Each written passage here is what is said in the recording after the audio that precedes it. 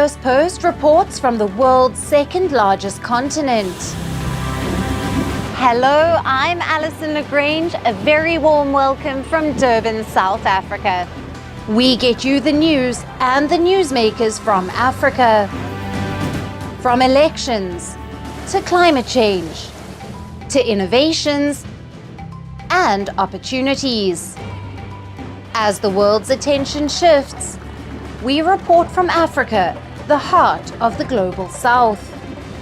Join me every weekday live on Firstpost.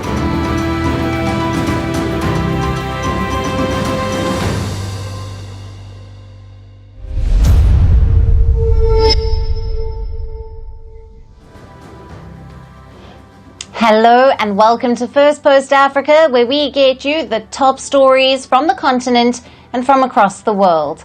I'm Alyson Grange, coming to you live from Durban, South Africa. First, let's take a look at the headlines.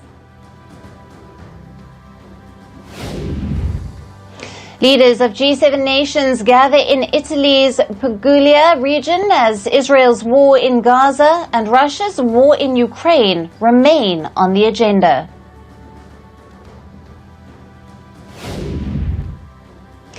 Turkey and the United States sign a contract for the sale of F-16 warplanes after Washington greenlights the $23 billion deal following months of negotiations.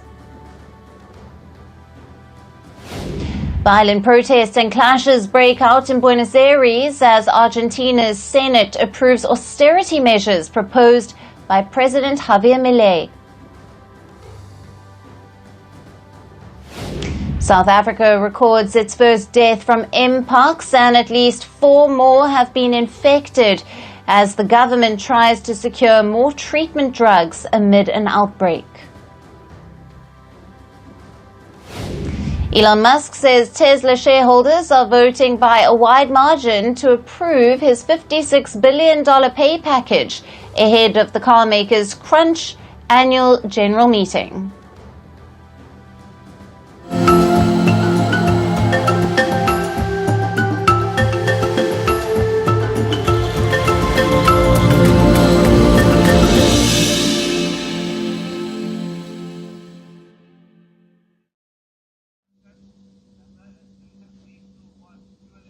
Hello and welcome. We begin with the latest from South Africa, where the new parliament is slated to convene for the first time on Friday, after the May 29th election, which had no party emerge as an outright winner.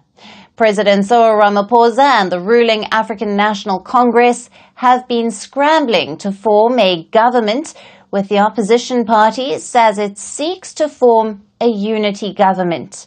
After days of limbo, there seems to be some headway as the opposition Inkatha Freedom Party, or the IFP, has now agreed to join a unity government with the ANC and the Democratic Alliance. The IFP will join a government of national unity that includes the ANC and the Democratic Alliance. In reality, the only options are to become part of the government or part of the opposition. The mandate we received from the electorate is for the IFP to contribute to the effective governance of South Africa. Both the DA and the ANC have not confirmed the agreement yet. For the first time in 3 decades, the African National Congress lost its majority in Parliament. The ANC is the party of Nelson Mandela and has been ruling South Africa since the end of apartheid in 1994. However, owing to economic woes, corruption, rising crime rates, the ANC failed to win the voters' trust. Now, the party managed to secure only 159 out of 400 seats, well short of the halfway mark of simple majority. Trailing behind is the centrist DA, which secured 87 seats. Then there is former President Jacob Zuma's new MK party with 58 seats, followed by the far-left EFF with 39 seats, and the conservative IFP, which secured 17 seats. After the results, ANC proposed forming a government of national unity instead of a narrower coalition with one or two parties. It invited all 17 other parties represented in Parliament to be a part of it. However, Ramaphosa and the ANC have been struggling to bring all the parties onto the same page ahead of the Friday deadline, when new Parliament members elect the country's president. Now, the Conservative IFP says it will join the government with the ANC and the DA. Such a coalition would also sit well with business leaders and financial markets. However, a deal with DA is a widely unpopular choice among ANC supporters, and that's because many regard the DA as a defender of white privilege. Analysts say that including IFP could help temper concerns regarding the DA.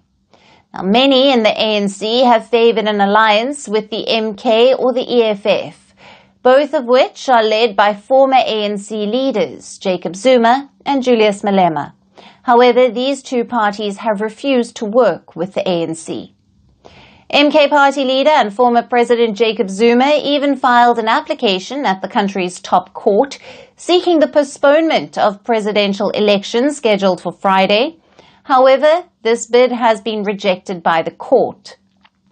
Zuma, in his application, had alleged vote irregularities in the parliamentary elections, but the court has ruled that the application was a self-created urgency and it lacked merit. Now, for more on this, we have with us political analyst Sean Duthie, who is joining us live from Cape Town. Thank you for being with us, Sean. Thank you. Now, what are the main benefits and the main challenges of forming a unity government in South Africa, especially considering the country's complex political landscape and history? I think the benefits and the challenges really depend on what the makeup of the government of national unity will be. I mean, the proposed one, as you mentioned, and the most likely one at the moment is the ANC with the DA and the IFP and potentially other smaller parties as well. That's the most business-friendly government and the best one for the market. And if this was to go forward, I think we could expect more market-friendly legislation, more initiatives that would help it be better for the business environment and which would help the economy in the long term. But this said, there's still no guarantee of this government coming into power. And there's a lot of active opposition within the ANC to partner with the DA, which may lead to the EFF or other more radical parties joining a government, which won't be as business friendly.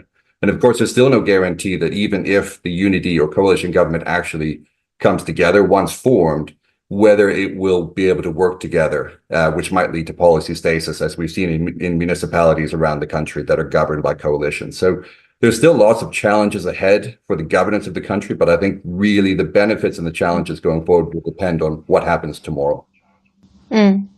How do these ideological differences between the key political parties involved in the unity government discussions impact the potential for collaboration and ultimately effective governance? Yeah, and this is really the largest issue which has made the process of forming a government so difficult. And the ANC internally is the one that has to find its way on whether it's going to go with the more market-friendly option, which, as you said, is also seen and touted as a way to push more white minority interests, or will it go with the more radical option and include parties which have called for nationalization of all land or scrapping of the Constitution? So it's a real crossroads for South Africa, and the decision on which path economically and politically we're going to take is quite important. And it's going to be roadmap based on which parties the ANC decides to partner with. I think in terms of collaboration and effective governance, regardless of the path chosen, it's going to be quite difficult because there's an internal split within the ANC, which is going to affect voting patterns in the National Assembly, but also because political parties now in South Africa see everything as a zero-sum game. And they're still going to try and claim victory for themselves as a political party, as a single party, rather than being able to function as a united government, which is going to make governance very difficult at a national level. Yeah. And in what ways does the current attempt to form a unity government in South Africa differ from the unity government that was established post the 1994 elections? And what lessons could be applied from that historical precedent? The main difference is that in 1994, the interim constitution that was in effect was written knowing that there was going to be a government of national unity. And so it was prescribed of how cabinet positions would be allocated. And there was a framework for how things would work. The new constitution that came in 1999 doesn't have this. And this isn't a bad thing, because I think for a coalition government or government of national unity, there needs to be flexibility, there needs to be negotiation between the parties on what the government should look like and on how it should govern. So I think that's probably the biggest difference between 94. I mean, in terms of lessons, I actually think more lessons can and should be learned from our experiences with coalition governments at a municipal level, and basically on how poorly they've worked, with small parties being able to completely derail the sitting government and cause havoc and a lack of governance. So at the national government, this is going to be the first time that these parties, the DA and the IFP, have ever been in opposition at that level. And they're going to have to accept that they're not there anymore to keep the executive to account. They're part of the executive. And they're going to have to compromise in order to keep government working as it needs to for the people of South Africa. Yeah. Thank you very much, Sean, for being with us on Firstpost Africa and for your valued analysis on this. Thank you.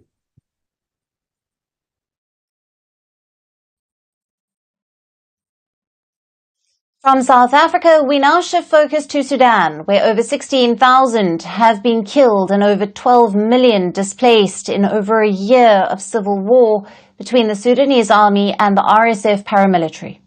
The conflict has devastated the northeast African country. Now reports say that two countries are making this war deadlier, Iran and the United Arab Emirates.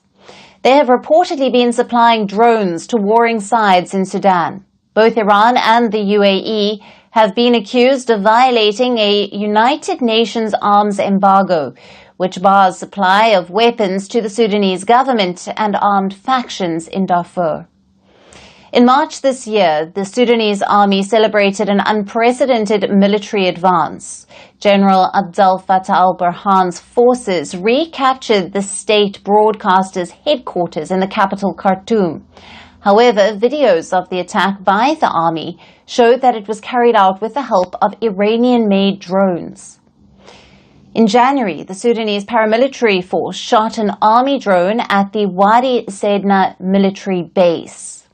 Now, videos showed the drone resembling an Iranian-manufactured drone called the Mohajer 6. The Mohajer 6 can fly up to 2,000 kilometers and carry out airstrikes with guided free-fall munitions. Earlier in December, a Boeing 747 plane belonging to Iranian cargo carrier Qasem Fars Air took off from the Bandar Abbas airport in Iran, headed toward the Red Sea, and disappeared from the radar. Hours later, satellites captured an image of a plane of the same type at a port in Sudan airport, where the Sudanese army officials are based. Now, the photo of the same plane on the airport's runway later circulated on social media. This flight reportedly made 5 rounds until the end of January, which is when the use of the Iranian drones were documented in Sudan's civil war. Iran's Qasem Fars Air has been accused of transporting weapons and fighters around West Asia, particularly to Syria. The airline had been sanctioned by the United States. Sudan's army has maintained strong presence in the skies since the war began. While the paramilitary force had ground control of most of Khartoum and Darfur, but with the appearance of drones, the situation on the ground significantly changed. Sudanese army managed to break the siege imposed on its soldiers in several locations. The RSF has also withdrawn from some neighborhoods in Khartoum. Sudan had a strong military tie with Iran until 2016, when Khartoum sided with Saudi Arabia in its conflict with Iran. Since the start of the civil war, the Sudanese government restored ties with Tehran. On the other side, it is the UAE that has been reportedly arming General Dagalo and the Sudanese paramilitary RSF. Now, early in the war, the RSF used quadcopter drones capable of dropping 120mm mortar shells. The Sudanese army had shot several of these drones down. Weapons experts say that the UAE had supplied the same drones to its allies in other conflict areas, such as Ethiopia and Yemen. Earlier this year, a UN report presented to the Security Council said that aviation tracking experts had observed civilian aircraft air bridge allegedly transporting arms from the UAE to the RSF. The United Arab Emirates denies this allegation. It says that the flights were delivering humanitarian aid, not weapons. By arming the warring factions, both Iran and the UAE have the same goal, which is a stronger foothold on the Red Sea. But in this race of weapons and geopolitical control, Sudan has turned into a country that is falling apart.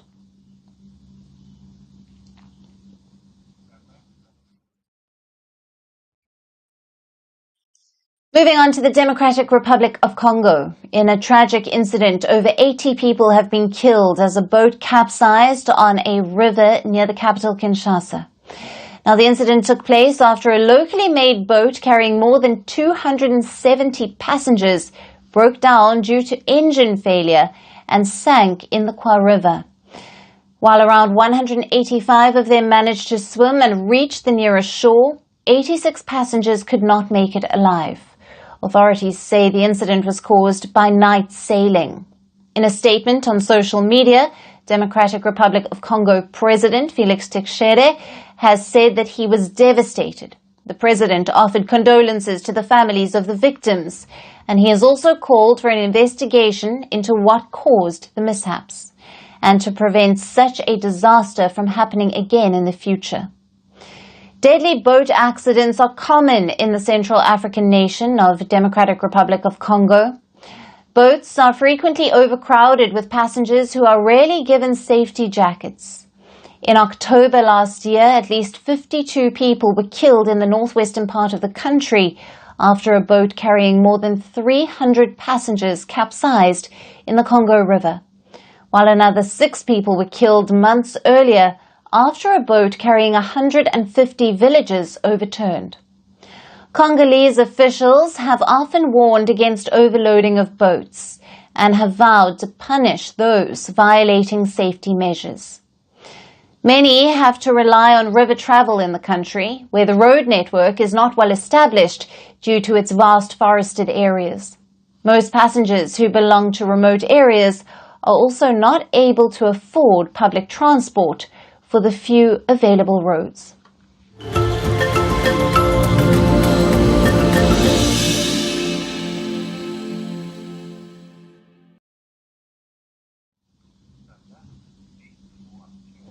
And finally, to our special segment, Resurgent Africa. Amid the coups and the crises, there are many positive stories from Africa that often get overlooked, but not on this show. Today's story is from the West African nation of Ivory Coast, where an orchestra is transforming lives of children in the small rural town of Odienne. As an escape from poverty, child labor, and lost childhoods, music is giving them hope for a better life and is adding wings to their dreams. This orchestra has performed at some of the most prestigious events in the country, including the Independence Day celebrations with the Ivorian president and the closing ceremony of the 2024 Africa Cup of Nations. Our next report gets you more about their incredible journey. Music has the power to heal people. It gives them strength to deal with their pain. The chords can help one in zoning out miseries. You must have heard about the power of music. But a small town in the West African nation of Ivory Coast is a living example of it. Away from the hustle and bustle of Abidjan city, the northern rural town of Odienne is grooming budding musicians. These children between the ages of 6 and 16 use music to shape their lives.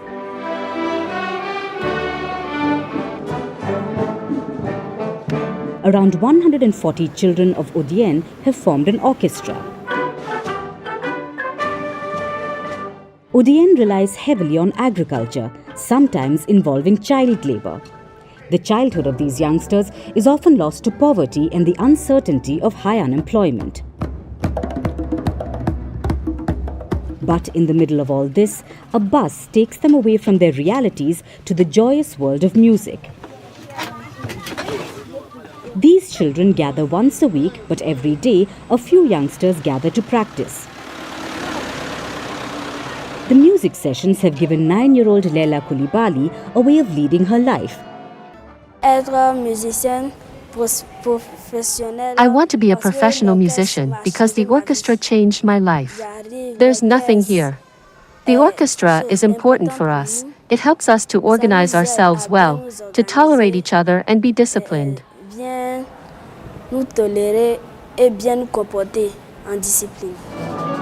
While 15-year-old Siaka Sai Savan uses his music lessons to forget about the exhaustion that comes from helping his mother in the market and his brother in the field. In the morning, at midday, and in the evenings when I get home from school, I don't have lessons in the evening, so I come to help my mom. After that, on Saturdays and weekends, I go to the field. And now, in the evening, when I go to the orchestra, I eat a lot before going to the orchestra. I take my time to wash up. I do all that before going to the orchestra and meeting up with my friends to play.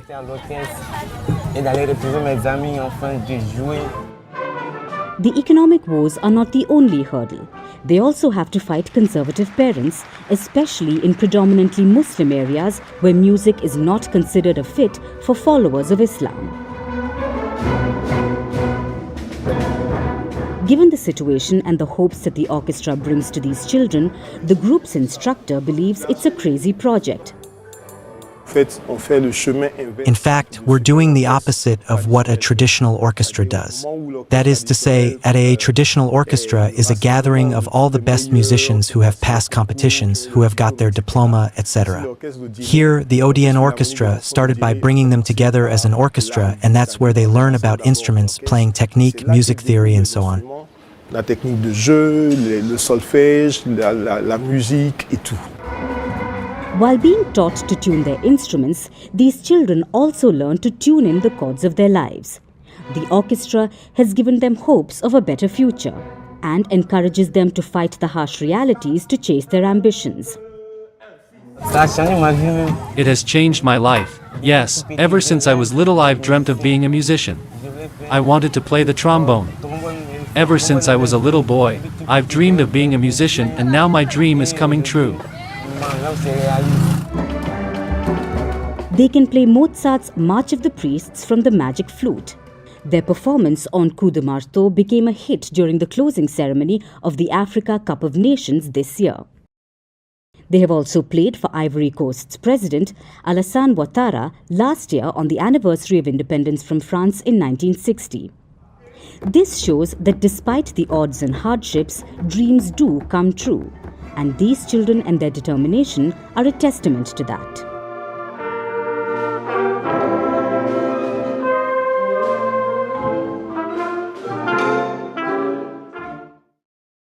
And that's it on the show for today. We will see you again tomorrow at the same time. Thank you for watching, and goodbye.